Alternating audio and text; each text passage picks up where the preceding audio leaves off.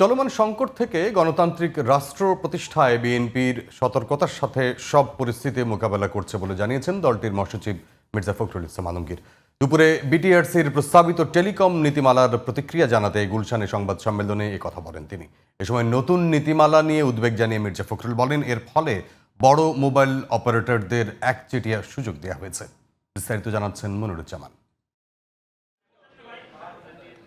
Telecom খাত পুনর্গঠনে network ও licensing reform policy 2025-এর উদ্যোগ নিয়েছে সরকার।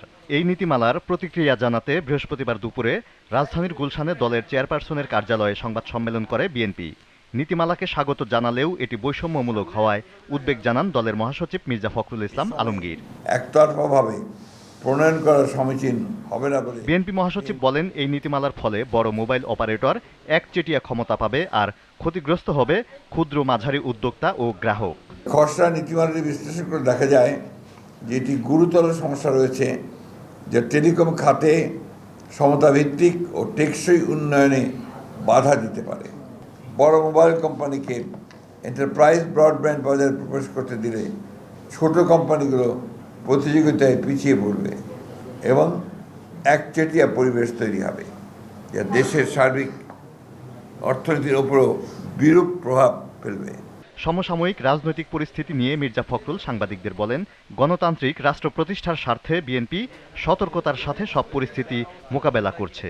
অত্যন্ত সতর্কতার সঙ্গে আমরা বর্তমান যে রাজনৈতিক পরিস্থিতি, গণতন্ত্র উত্তরণের যে পথ, সেই পথকে মসৃণ রাখা এবং আমরা যে লক্ষ্যে এতগুলো প্রাণ গেছে, সেই প্রাণের বিনিময়ে আমরা যেন সুস্থ সুন্দরভাবে যেতে পারি, সেই পথেই আমরা হাঁটছি।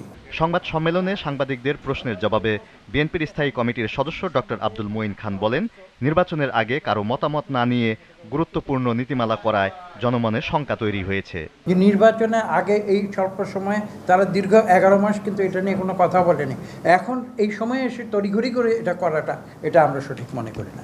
মানুষের সঙ্গে আলোচনা করা, এটা কনসালটেটিভ প্রসেস যাকে বলা হয়, সেই কনসালটেটিভ প্রসেসটা তাদের এই যে তারা ডিসিশন নিতে যাচ্ছে সেখানে অনুপস্থিত, এবং সেটাই কিন্তু আমাদের জন্য উদ্বেগের বিষয়। আধুনিক রাষ্ট্র গঠনে তথ্য প্রযুক্তি খাতের গুরুত্ব তুলে ধরে সবার জন্য উপযোগী নীতিমালা তৈরির আহ্বান জানান বিএনপি নেতারা। Moniruzzaman, GTV news, Dhaka.